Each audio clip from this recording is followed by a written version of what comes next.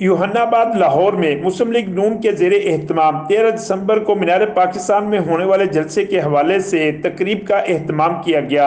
تقریب میں سیاسی اقلیتی رہنماؤں کی بڑی تعداد نے شرکت کی۔ اس موقع پر سابق وفاقی وزیر کامران مائیکل نے جلسے سے خطاب کرتے ہوئے کہا کہ 13 دسمبر کا جلسہ حکومتی تابوت میں آخری کیل ثابت ہوگا۔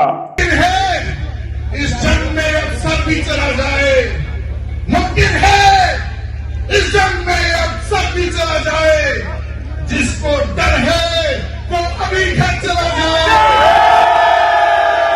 انہوں نے حکومتی پالیسیوں پر کڑی تنقید کرتے ہوئے کہا کہ عام آدمی کے گھر کے چولہے بجھ گئے ہیں۔ آٹا چینی کی قیمتوں میں اضافے سے شہریوں کی جیبوں پر 400 ارب کا ڈاکہ ڈالا گیا ہے۔ اس موقع پر کامران مائیکل نے کہا کہ 13 دسمبر کو جلسے میں لاہوری تحریک ساز شرکت کریں گے۔ تقریب میں اقلیتی رہنماؤں کی بڑی تعداد نے شرکت کی۔ تقریب میں سابق وزیر اعظم شاہد خاقان عباسی، مسلم لیگ نون کے اہم رہنما خواجہ محمد آصف، کامران مائیکل، مریم اورنگزیب سمیت معززین علاقہ کی بہت بڑی تعداد نے شرکت کی۔